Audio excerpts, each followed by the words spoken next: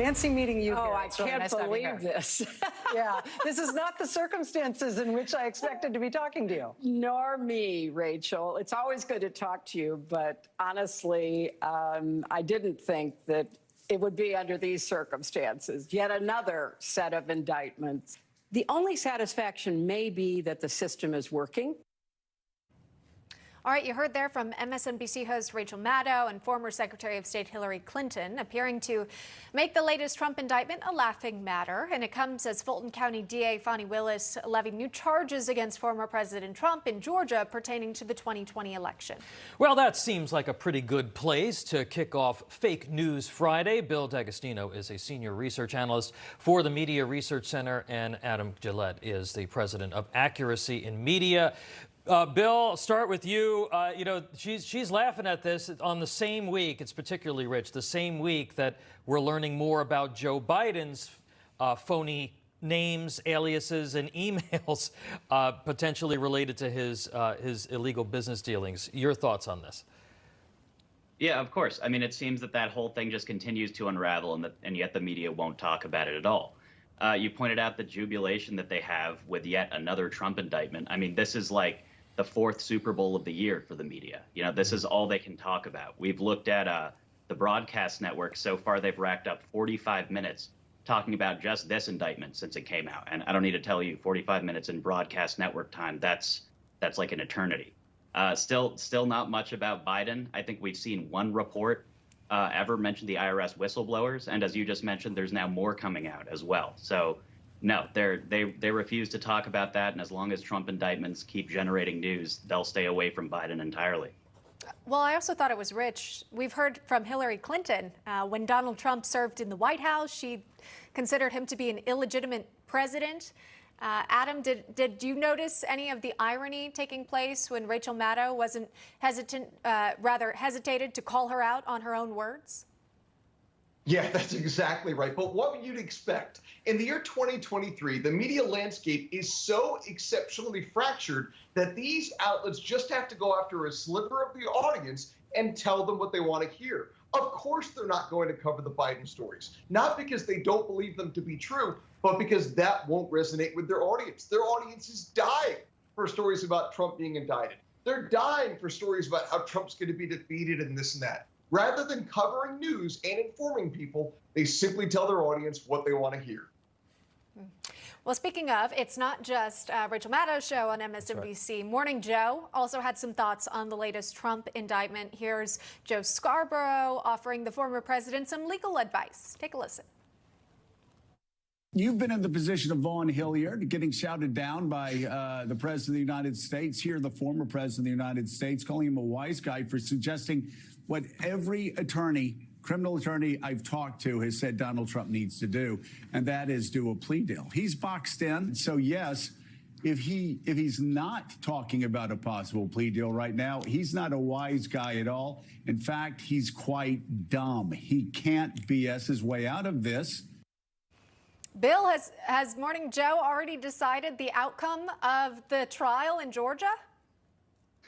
Yeah, I think Morning Joe and the rest of MSNBC had decided the outcome before any indictment had even come out. I mean, they've been declaring this guy guilty since before he was even in the White House in 2017. It's no different than it was now. If Joe Scarborough comes offering you advice, you should probably run in the other direction, especially if it's legal advice.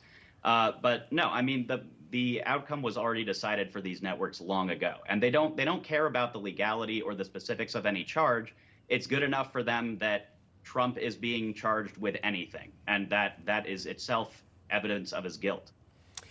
Adam, a former White House counsel for President Richard Nixon, John Dean, was on CNN reacting to the news, and he compared it to the scandal that plagued the man he worked for. Watch.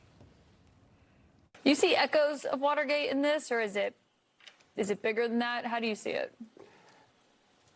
It's much bigger than Watergate, Caitlin. It's of a whole different dimension. It goes to the very foundation of democracy. Trump wanted to stay in office. He wanted to use Georgia and abuse Georgia as part of that plan.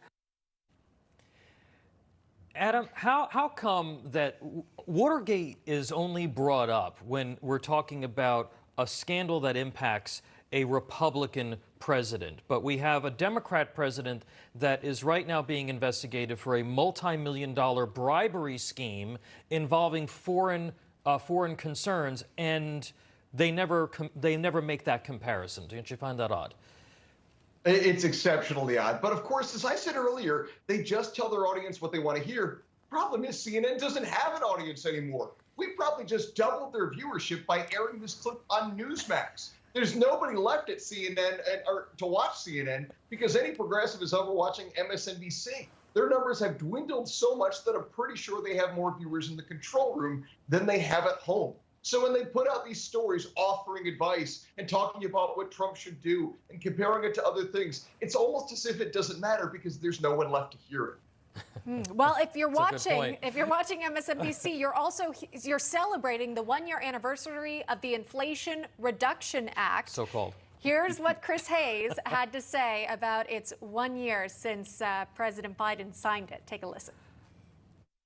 1 year ago today, the Inflation Reduction Act, the most significant piece of climate legislation in U.S. history, was signed into law. And there's a case to be made. It's one of the most significant and successful pieces of legislation ever passed. I mean, just look at the name and then look at what it did. Go out and tell everyone, we passed the Inflation Reduction Act, and over the next year, inflation plummeted. We passed the Inflation Reduction Act, and inflation plummeted. It even fits on a bumper sticker. All right, Bill, they're running on it. The economy's so great, inflation is down, and everyone's happy with their finances. Is that accurate? No, Chris Hayes would do well to go outside of an MSNBC studio and actually ask some normal people what they think about inflation currently. I think a lot of people are still being hurt at the gas pump, at the grocery store. I mean, there are numbers to prove this. And whenever the media are faced with these numbers of Americans rating the economy as very, very much underwater, Biden consistently polls negative on the economy. The media's question is always, why can't Americans understand how well his administration is doing for them? Why is this such a messaging problem? They never are willing to look at the root cause, which is that this is all bad policy. I mean, Hayes just called it climate legislation. Yeah. How does that reduce the inflation numbers then? Yeah, Right. The number's down from where they were last month, but year over year, you're still paying more, and that's not including those gas prices that you're paying for, and just the supermarket. costs of absolutely. At the supermarket as well. And, you know, the U.S. lost 1.7 millionaires. So it's 1.7 million millionaires last year because of just decrease in the value of the dollar and their money. But just talk to the normal people out there, those who aren't making the millions. Absolutely, you feel it. Gentlemen, thanks for coming on. Bill D'Agostino, Adam Guillette, we appreciate your time.